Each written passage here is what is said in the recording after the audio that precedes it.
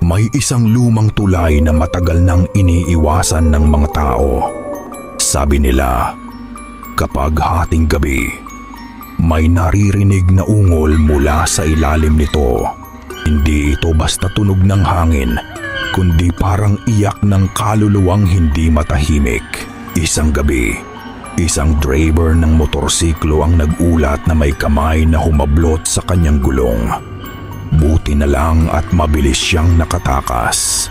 Pagdating sa bayan, nanginginig siya habang sinasabi, may nilalang sa ilalim ng tulay na humawak sa gulong ng motor ko. Isang matandang lalaki na nakaupo sa tabi ng ilog. Hawak ang lamparang dilaw at nagkukwento tungkol sa mga bangkay na itinapon sa ilalim ng tulay noong digmaan. Isang bangkay na unti-unting umaahon mula sa putik sa ilalim ng tulay. May mapuputing mata at nabubulok na balat.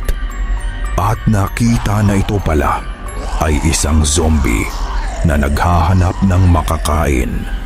Amoy-amoy ang hangin, naghahanap ng na kanyang kakainin. May 3 kabataan na may flashlight nakasilip sa ilalim ng tulay. Kita ang aninong gumagalaw sa dilim at sila ay takot na takot sa nakita. At ang kasama nilang isang bata na hinahatak bigla ng zombie mula sa ilalim ng tulay. At ito ay sumisigaw ng tulong at takot na takot sa zombie. Matapos niyang makuha ang bata ay ito naman ay nagtawag ng mga kasamang zombie na umaahon mula sa putik ng ilog sa ilalim ng tulay.